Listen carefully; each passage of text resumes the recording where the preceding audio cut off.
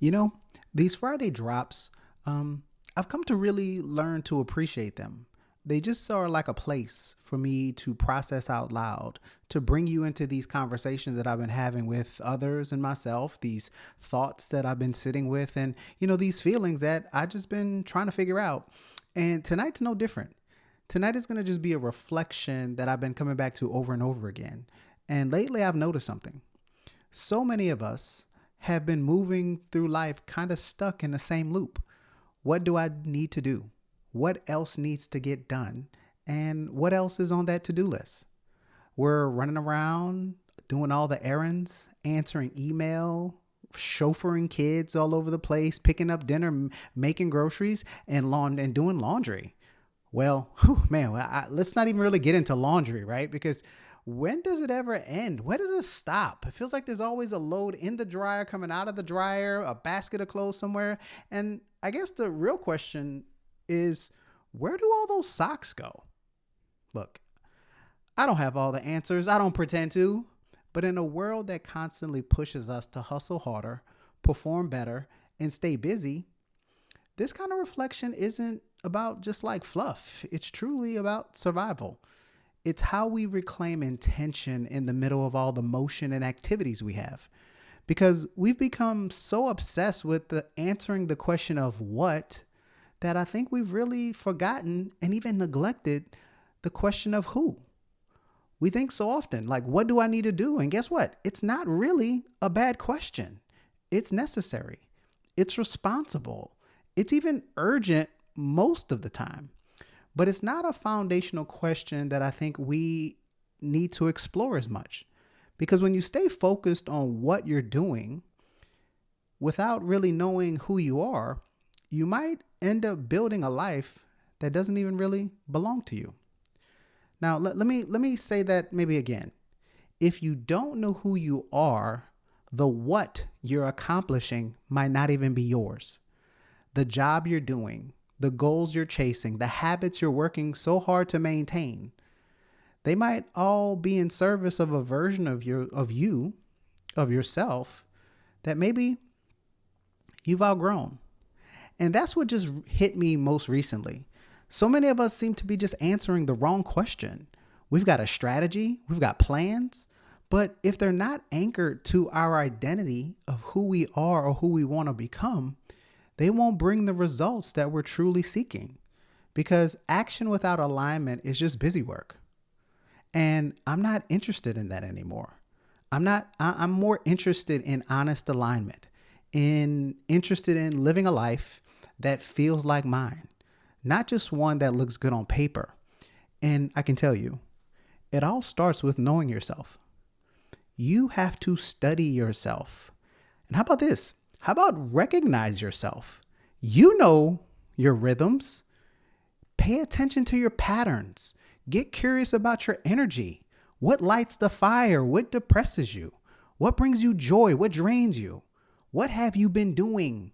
Not because it's aligned, but just maybe because it's familiar and easy. And here's something I believe deep down in my spirit and my soul.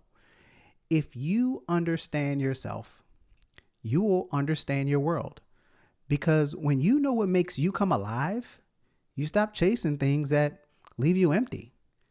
When you know what hurts you, you stop justifying being around the things that cause you pain.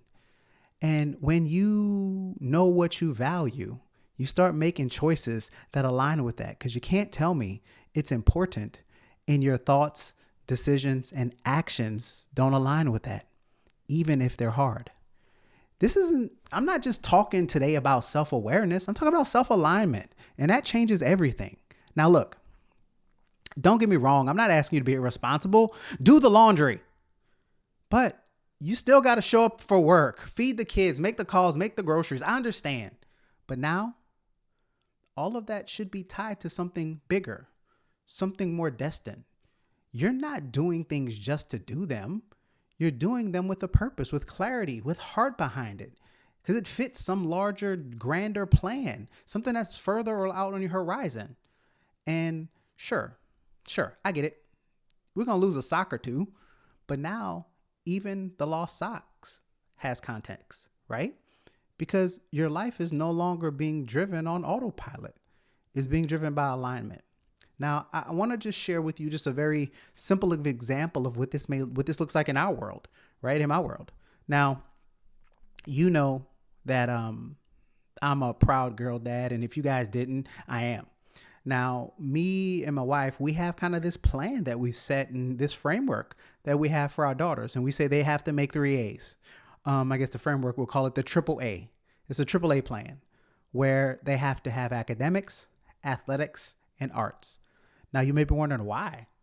Because we believe that intentional exposure in those 3 areas will help them discover who they are. They will find their gifts, their talents, their interests, their passions across 3 different areas of life that we think are important to give them maybe a round opportunity, right? So yes, we're driving to swim meets, recitals, camps, competitions, and everything else in between. And guess what? It's a lot. And it feels busy. It feels sometimes, I don't know if I'm coming or going, if what's happening and what's next on the schedule. But when I sit back and I really think about it, I recognize that it's something important. It's not just busy work. And guess what? It feels busy. Yeah.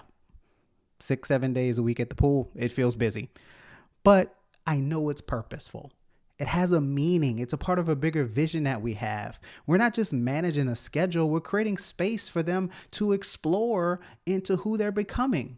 And even if they don't choose that later in life, because I know sometimes we get so caught up in what are they going to be when they grow up, I want them to be able to explore who they are right now. They're going to grow into it. And our job is to set the fertile ground around them, support them into who they're becoming. But here's a real reflection that I have for you. As adults, at our big ages, big grown-up ages, we don't always give ourselves the same intentionality. No one's mapping out our triple A plan. No one's enrolling us in discovery calls and giving us space to explore. It's now up to us.